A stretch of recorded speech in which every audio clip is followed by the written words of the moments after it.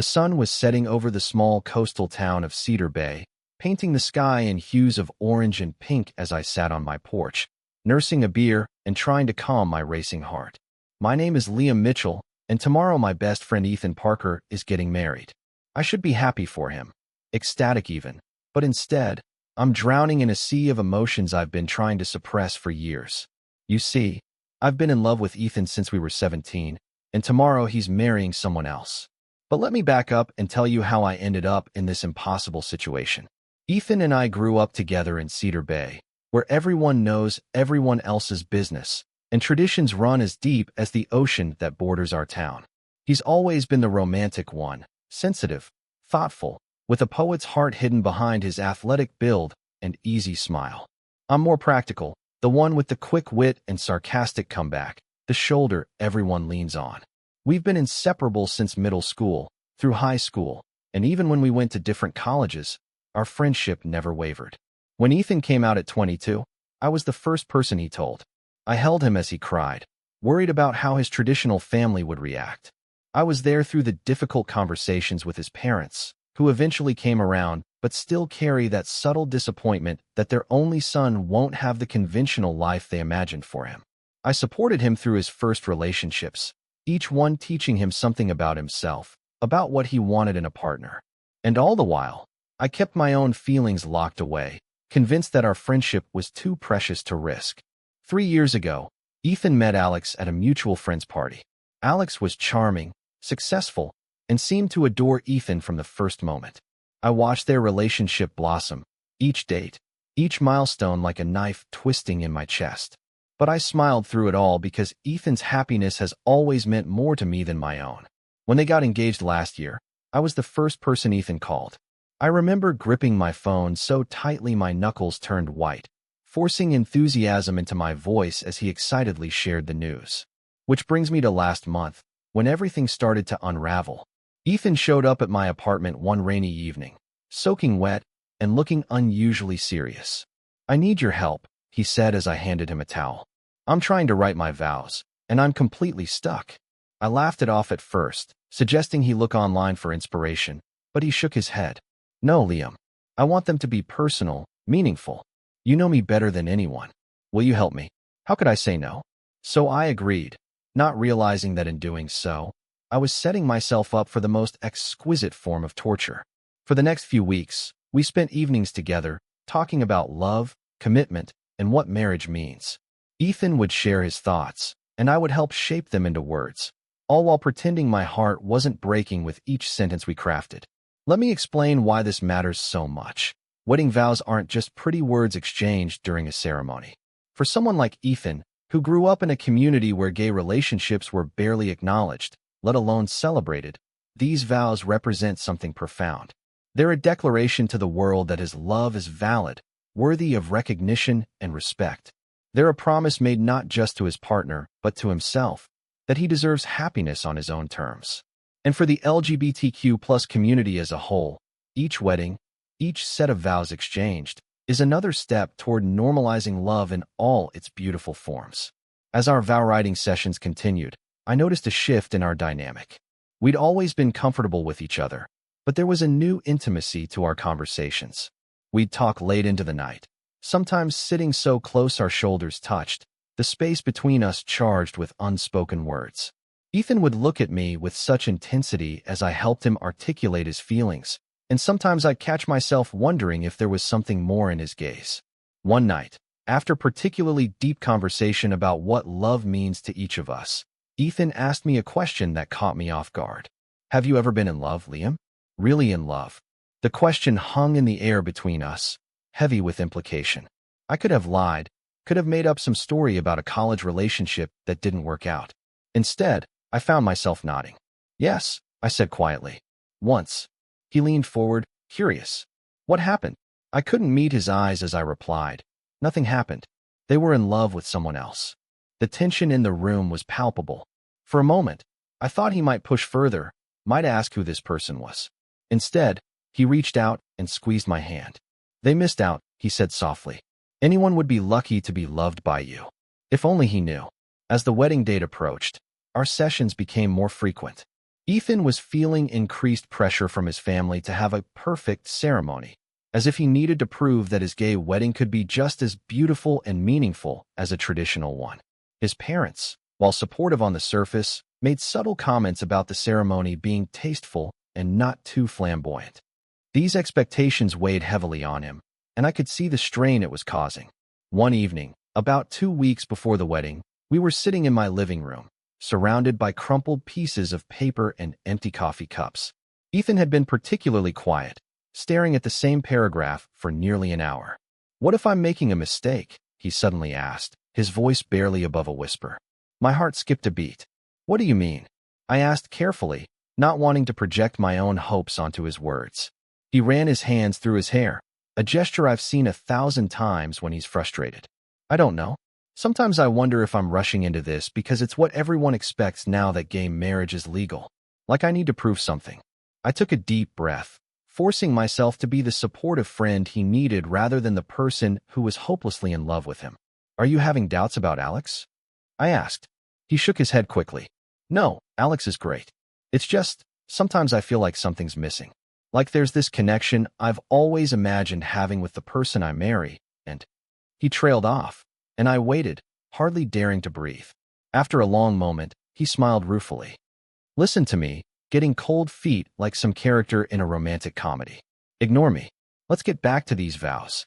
And just like that, the moment passed, leaving me wondering if I'd imagined the weight behind his words. The next few days were a whirlwind of wedding preparations. As best man, I was pulled into countless decisions about the reception, the seating chart, the music. Ethan and I had less time alone, which was probably for the best.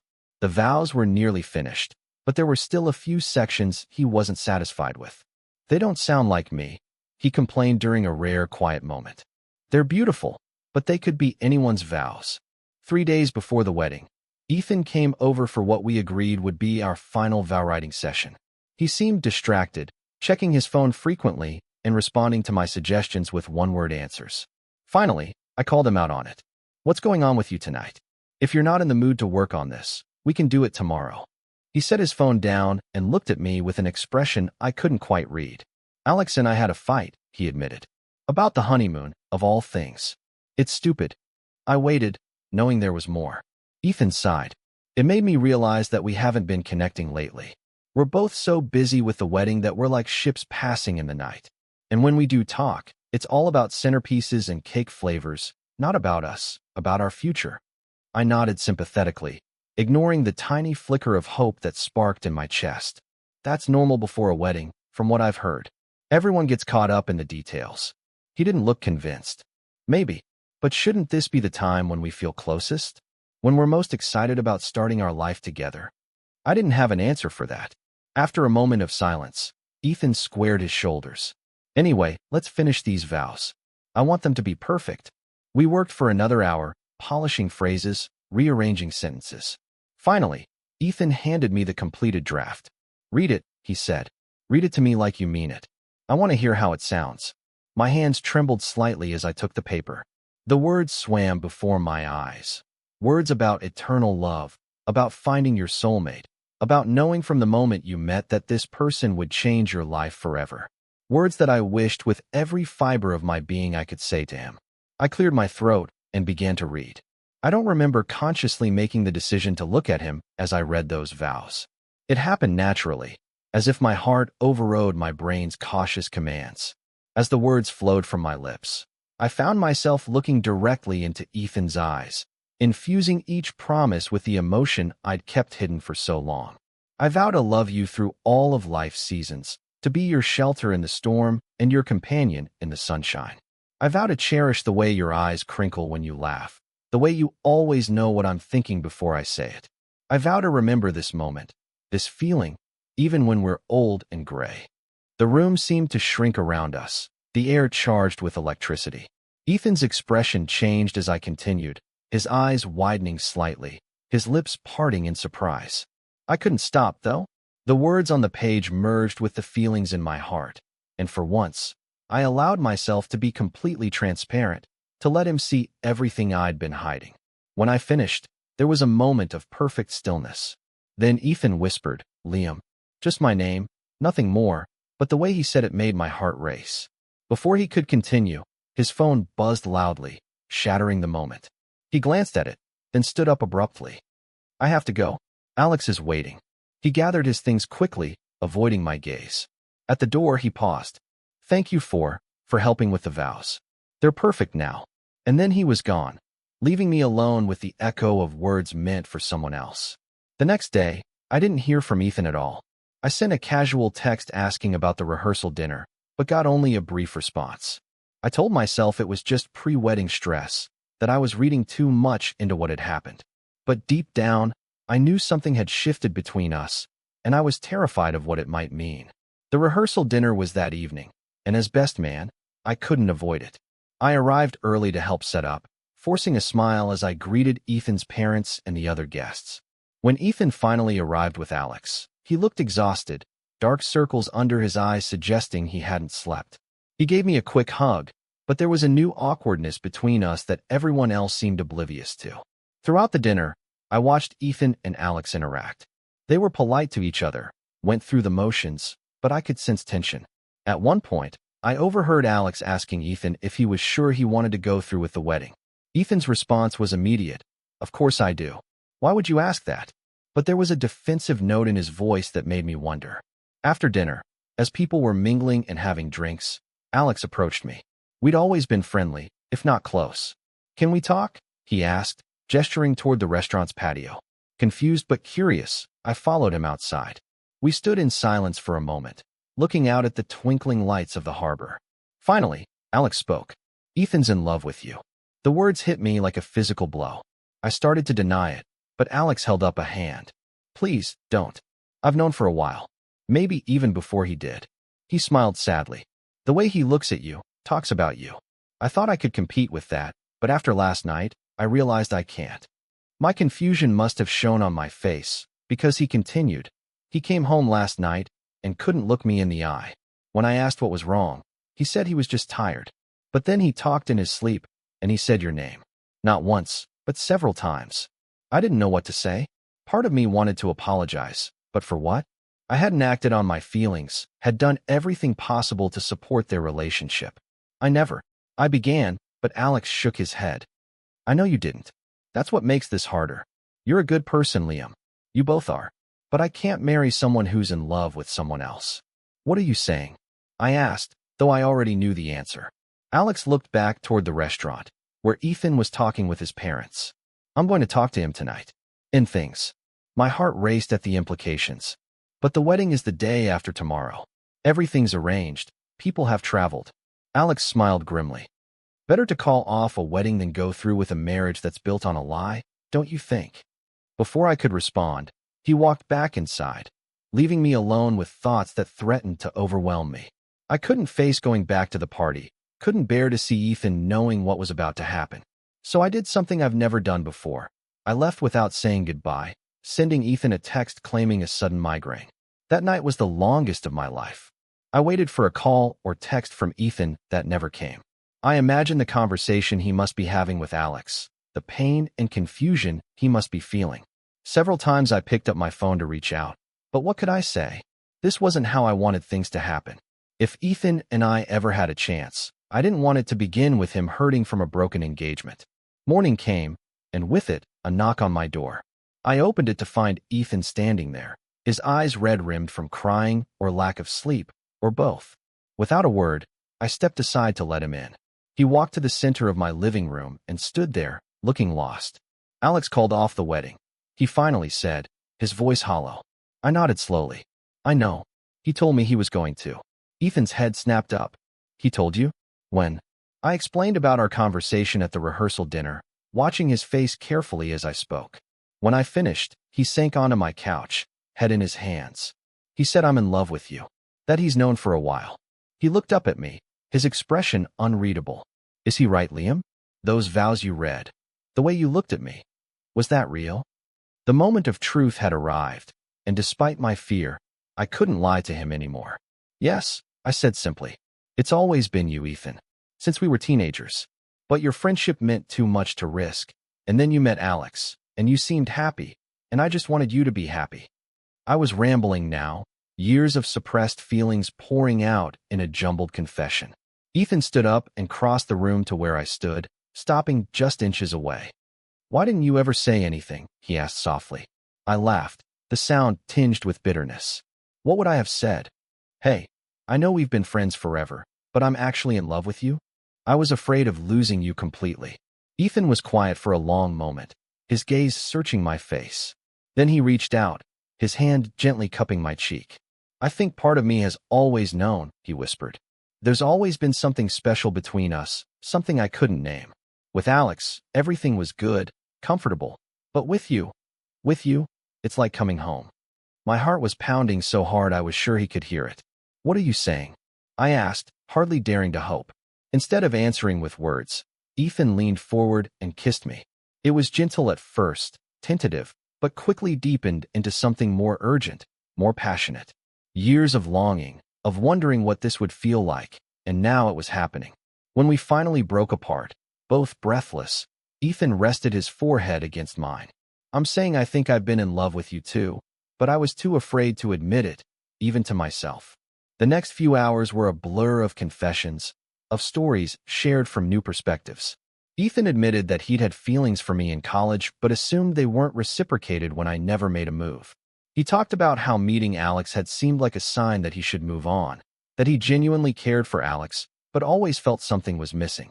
I shared my own journey, the years of loving him in silence, of dating other people who never quite measured up. As morning turned to afternoon, reality began to intrude on our bubble. "What about the wedding?" I asked. "All those people, the arrangements." Ethan sighed. "Alex is contacting everyone. My parents are. Well, they're not happy, but they'll get over it. The financial loss is nothing compared to the emotional cost of marrying the wrong person." He looked at me intently, and I know now that Alex wasn't the right person for me. I still had doubts, worries that this was too sudden, that Ethan might regret his decision. "Are you sure about this?" I asked. "About us. I don't want to be a rebound or a reaction to wedding jitters." Ethan took my hands in his. "Liam, you could never be a rebound. You're the standard I've measured everyone else against. I just didn't realize it until I heard those vows in your voice, saw the love in your eyes that I've been too blind to recognize all these years." We agreed to take things slowly, to give Ethan time to process the end of his engagement before fully diving into a relationship. But we also knew that we'd already wasted too many years not being honest with each other, and neither of us wanted to waste any more time. In the days that followed, there was fallout, of course. Some friends took sides. Others were confused by the sudden change. Ethan's parents were initially upset, more about the embarrassment of canceling a wedding than about who their son was with. But as weeks turned into months, things settled. People saw how happy we were together and couldn't deny that this was right. 6 months later, Ethan and I stood on the beach at sunset, just the two of us and a close friend who was ordained. No elaborate ceremony, no pressure to prove anything to anyone. Just us, exchanging vows that came straight from our hearts. And when I looked into Ethan's eyes as I promised to love him forever, there was no hiding, no pretending. Just the pure, unfiltered truth of a love that had survived years of silence to finally find its voice. Looking back now, I realized that helping Ethan write those wedding vows was the catalyst that forced us both to confront feelings we'd buried for too long. In trying to help him find the perfect words to express love to someone else, I inadvertently revealed my own heart. And in hearing those words spoken with genuine emotion, Ethan recognized what had been in front of him all along.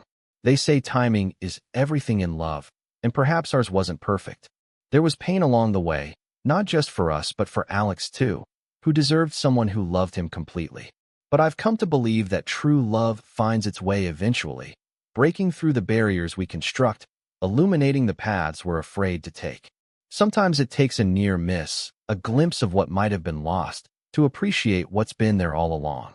So if you're holding back from telling someone how you feel, if you're hiding your heart out of fear or uncertainty, I urge you to find the courage to speak your truth.